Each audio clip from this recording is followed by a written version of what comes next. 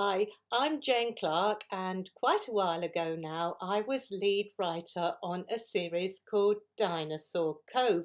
It's illustrated by Mike Spoor, and it says it's by Rex Stone. There is no Rex Stone. It was a group of people who came up with the idea. They were called working partners, and they then looked for writers to do the series. So I put my hand up and said, me, and also had to go through a long process of trying out and so on.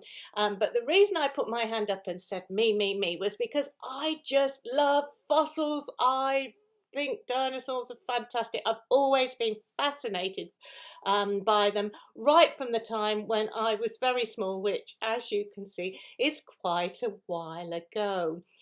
So it was an absolute joy for me to be chosen to be lead writer on this and get to do lots more dinosaur research, because we were very careful to keep our dinosaurs in the right time frame, in the Cretaceous or the Jurassic, or we went back to the Triassic, and not muddle them up and be as accurate as we absolutely could at the time.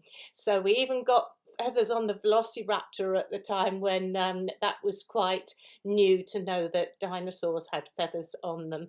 So, or some dinosaurs had feathers on them.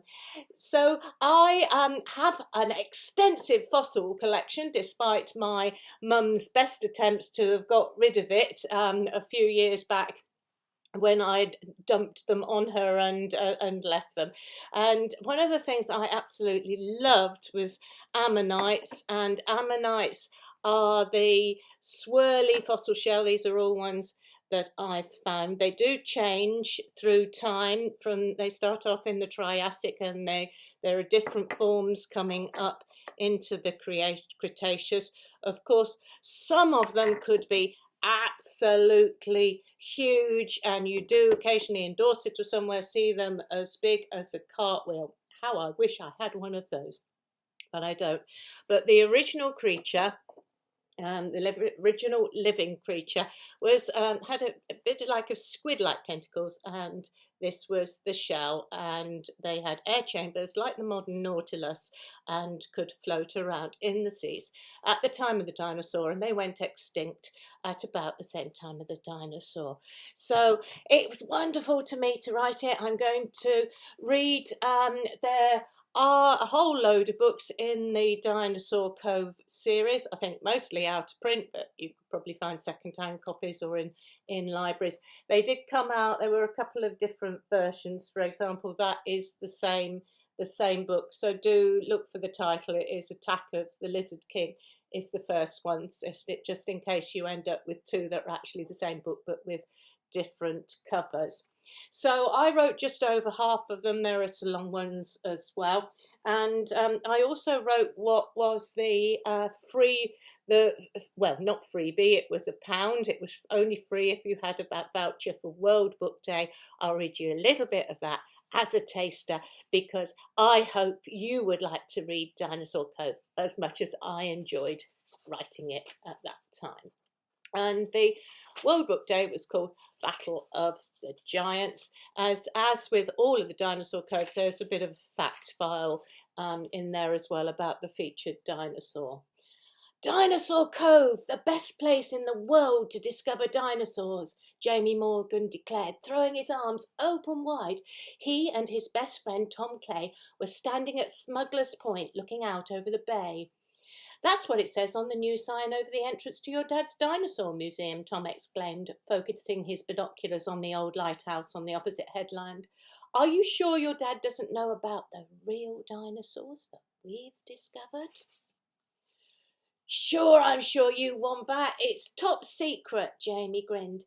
Only he and Tom knew that right here in Dinosaur Cove, they had found the entrance to a world of living, breathing, prehistoric creatures.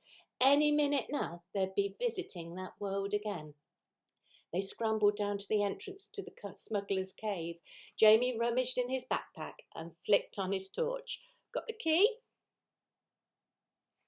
Asked Tom. Check. And this is the key to the past, the ammonite.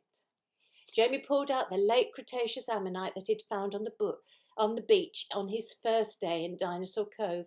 He and Tom had worked out that the fossil they carried with them was the magic key to the prehistoric time period they visited. They'd had amazing adventures in the Jurassic and even in the Ice Age, and now they decided to go back to the Cretaceous where they'd first encountered living, breathing, stomping, chomping dinosaurs.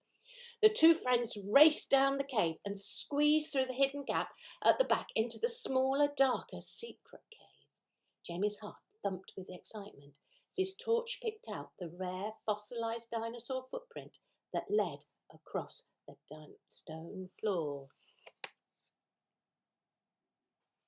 Dino world, here we come.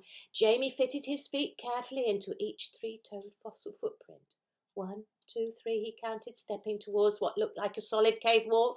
4, 5, there was a blinding flash of light, and Jamie's foot squished into a fresh, muddy dinosaur footprint. Squelch. Another second, and Tom was beside him, blinking in the warm sunlight. Outside the shallow cave was a bright jungle of trees with fan-shaped yellow-green leaves hung with dark green vines. The hot, humid air throbbed with the buzzing of huge insects, strange squawks, roars, and distant trumpeting bellows. Jamie's heart leapt. They were in Dino World again. And each time they have an exciting adventure in there, always accompanied by a little dinosaur, a Wananosaurus called Wana. And Wana, when I started writing him, I had dogs, and I thought Wana's just like a dog. So he wags his tail and he rolls in stinky stuff and is generally a friendly little dinosaur, because it was a total joy to be able to bring dinosaurs to life and imagine what they would have looked like. So I hope you'll find the Dinosaur Cove series and that you'll enjoy it.